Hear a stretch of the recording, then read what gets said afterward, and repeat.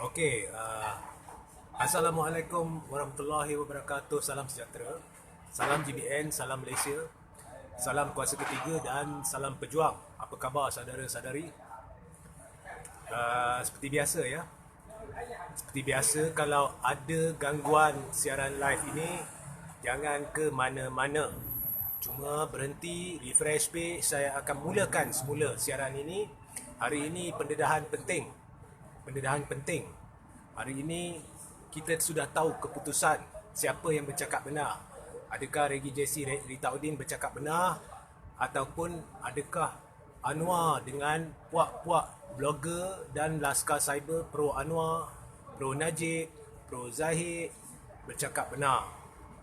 Portal-portal pro Anwar, adakah mereka bercakap benar? Hari ini kita dah tahu. Okey, terang lagi bersuluh. Nombor satu, saya rumuskan dulu supaya anda faham apa yang berlaku hari ini.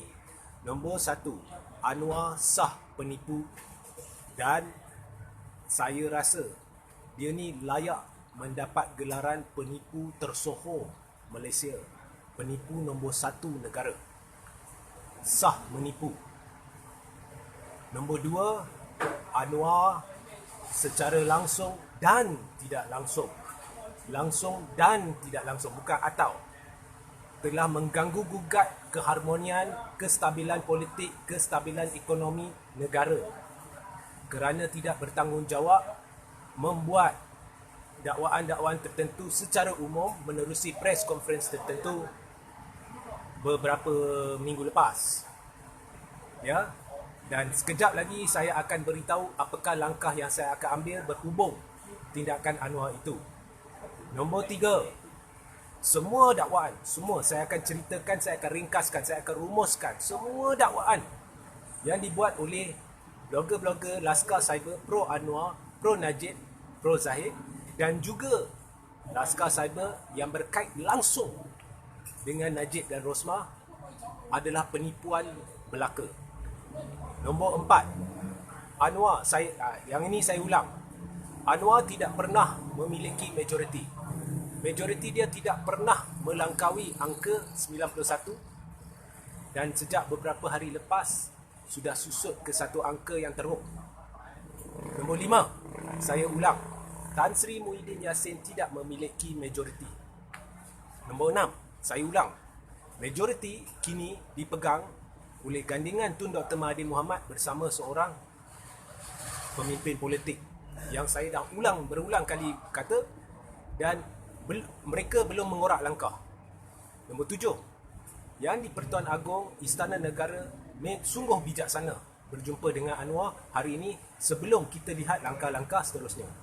Nombor lapan, esok saya akan membuat satu laporan polis terhadap Datuk Seri Anwar Ibrahim. Ya, saya akan membuat pengumuman detail-detail berkenaan laporan saya selepas laporan itu dibuat esok, sebab saya hendak mengkaji dulu apa yang berlaku hari ini. Dan laporan saya juga akan menyelit nama seorang Laskar Cyber dan dakwaan-dakwaan yang dibuatnya. Okey. Jadi apa pun, saya akan buat pengumuman menerusi portal The Third Force esok sebelum saya membuat laporan tersebut. Dan sebab saya buat laporan itu, sebab ini melibatkan soal keselamatan negara. Ya, kebelakangan ini saham-saham, pasaran saham jatuh teruk. Tapi saham-saham yang berkait sama ada secara langsung atau tidak langsung dengan Datuk Seri Anwar Ibrahim melonjak naik. Untung gila lah mungkin. Okey. Baik. Sepintas lalu, apa yang dikatakan oleh pihak Istana Negara sebentar tadi sebiji dengan apa yang saya beritahu selama ini. Federal Constitution tidak tertulis atas landasan kononnya apabila seseorang menerbitkan satu senarai nama, malah kalau dia beri sekalipun bukti akuan bersumpah, itu tidak bermakna hari itu kerajaan runtuh. Tidak. That's not how it's written. Kita mempunyai perlembagaan yang jelas, ada peruntukan-peruntukan dia, dan perlembagaan kita dibina atas sistem Westminster yang juga digunakan pakai di United Kingdom. Dan ada kelaziman dia, ada peruntukan dia, ada tata cara dia, semuanya jelas. Kebelakangan ini, Anwar, Laskar Cyber dia, Laskar Cyber Pro Najib, Laskar Cyber Pro siapa tu? Anwar Zahid dan sebagainya, dan blogger-blogger, dilihat menjaja nama agung. Dilihat menjaja nama agung. Menjaja nama agung untuk meyakinkan orang bahawasanya dia ada Anwar ada sokongan majoriti, dan dakwaan yang dibuat memang jelas. Hari ini kerajaan akan tumbang disebabkan Anwar ada majoriti. Kita sudah lihat hari ini kerajaan tak tumbang. Live saya dah berulang kali berkata, saya tak paksa sesiapa mempercayai live saya, dakwaan saya. Kalau kau lihat, Laskar Cyber dah masuk. Kalau saya tak begitu menjadi satu ancaman kepada Anwar dan sebagainya, Laskar ni takkan masuk. Dan saya sudah beritahu, apabila anda lambat Laskar Cyber, amalkan selalu komen-komen mengarut. Jangan jawab dengan hujah, cuma tulis 2 hashtag. Laskar Cyber dikesan, LASKAR SIBER dikesan, dan hash lagi satu, kami tolak Laskar Cyber. Amalkan di mana-mana. Okey, baik. Inilah satu cara untuk memerangi mereka. Kemudian jangan hiraukan. Dan orang yang selalu tak komen, balas mereka begini. Atau jangan hiraukan langsung mereka. Sebab mereka ditaja. Okey.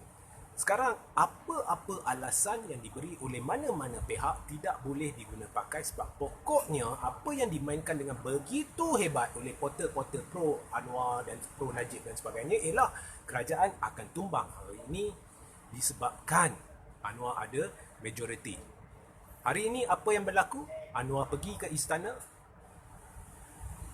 Menurut istana, agenda dia sebenarnya hari ini bukan untuk persembahkan senarai nama. Itu dah penipuan pertama. Penipuan kedua ialah Anwar, seperti mana yang saya beritahu, dia cerita berkenaan dengan satu senarai nama. Tapi pihak istana mengesahkan bahawa dia gagal menyelit bukti kukuh menunjukkan untuk sokong nama-nama yang ditaburnya.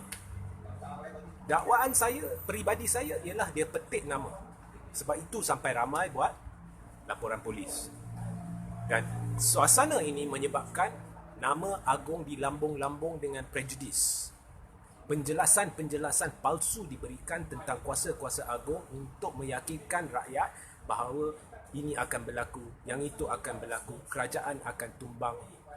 Nama agung secara tidak langsung diperlekeh dengan cara begitu prejudis.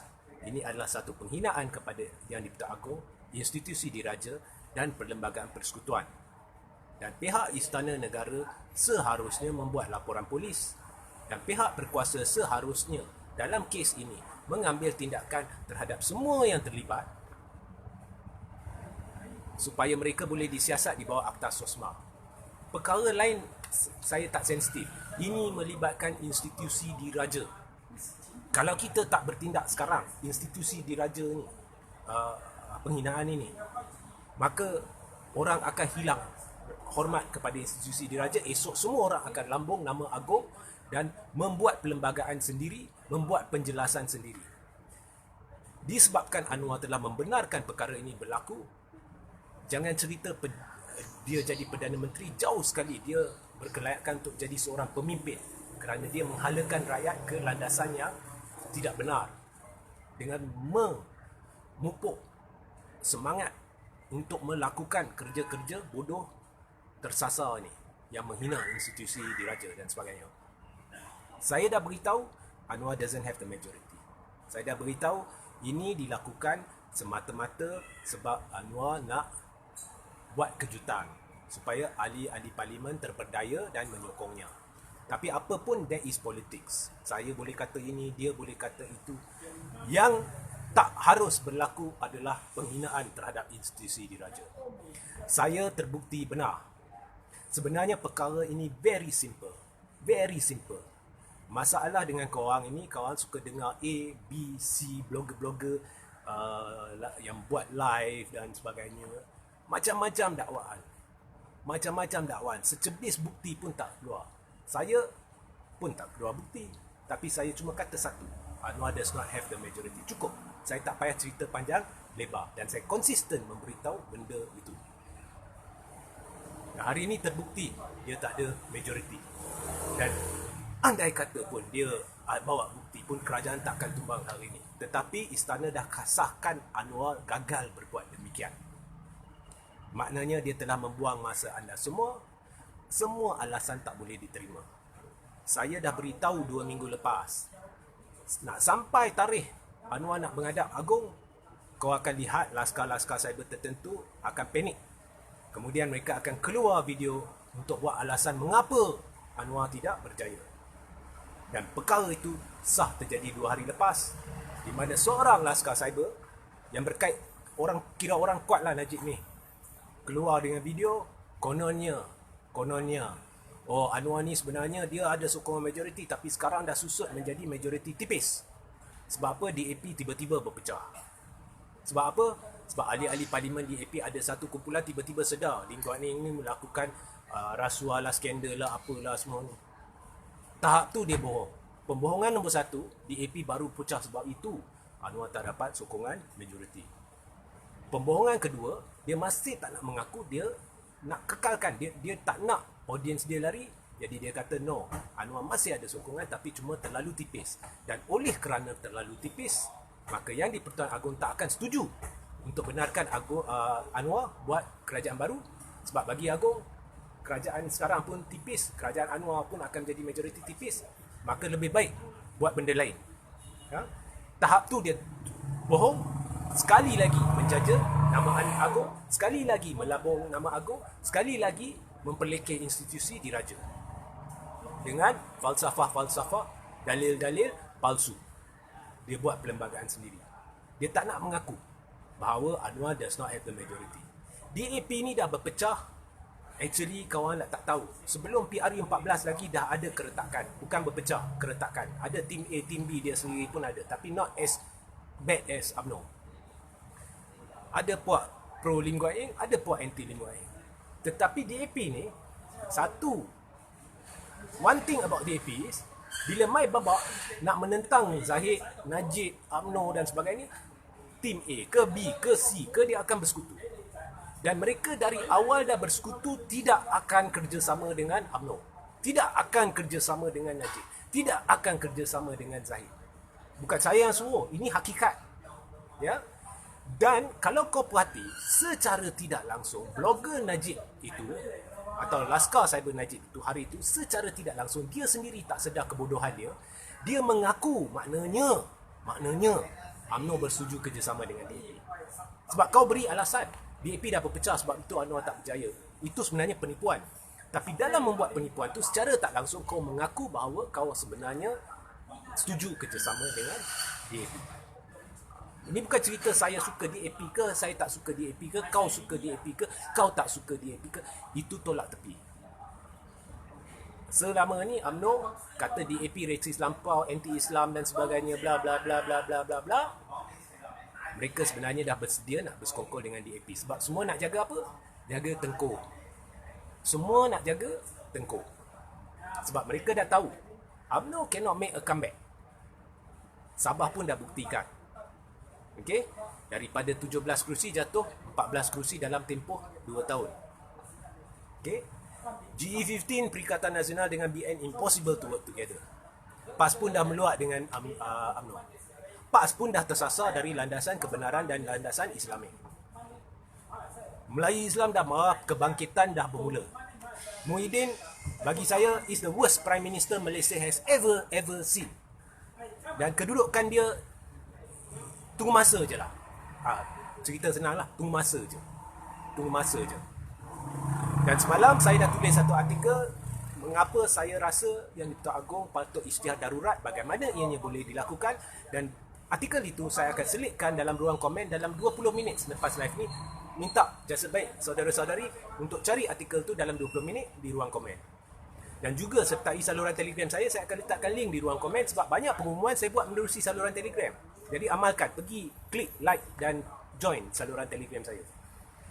Jadi sebenarnya Anwar ni dia terkena getah dengan siapa? Dengan ramai pihak. Dengan Zahid dia kena. Zahid sebenarnya janji nak bawa Barisan Nasional Seketul. Hari itu kita dah lihat Zahid secara tidak langsung cuba bantu Anwar. Dia beri tiket percuma kepada semua ahli parlimen Barisan Nasional untuk sokong Anwar. Itu pun tak sampai 10. Awalnya ada 12, kemudian dia susut kurang dari 10. Zahid tak berjaya. Anwar lepas tu jadi terdesak. Akhirnya dia pergi buat apa? Dia pergi senyum, tunjuk gigi kat Agong dan cerita berkenaan dengan satu senarai. Bukti tak ada. Istana dah sahkan. Siapa bercakap benar? Saya bercakap benar. Saya bukannya tabiat saya untuk buat live dan tipu kepada anda. Saya bukan cari populariti. Kalau saya rasa orang tersasar, saya kata tersasar. Saya berani kata PAS tersasar. Saya berani kata UMNO tersasar. Saya tak kisah Tun adalah pemimpin Islam terulung. Saya tak kisah. Kalau kau nak berdebat, saya boleh buat satu live untuk terangkan mengapa saya kata demikian. Hadi pun pernah kata demikian. Agenda penipuan laskar-laskar ni banyak. Ini baru satu, dah terbukti. Secara tidak langsung hari itu laskar tu dah buktikan bahawa UMNO sebenarnya nak kerjasama dengan DAP. Dah buktikan bahawa mereka menipu, memutarbelit perlembagaan berkenaan majoriti Anwar dan sebagainya. Semua dah buktikan. Itu baru satu. Banyak lagi naratif yang mereka buat untuk menyebabkan rakyat makin meluak dengan Tun, tapi tak berjaya. Contohnya Tun kerjasama Subahat dengan Muhyiddin. Mereka nak kalau kau benci Muhyiddin, kau juga benci Tun sebab Subahat. Yang tak wujud sebenarnya. Okey? Jadi inilah pandai-pandai berfikir, pandai-pandai menilai, berhati-hati dengan propaganda. The propagandist will have a lot of audience.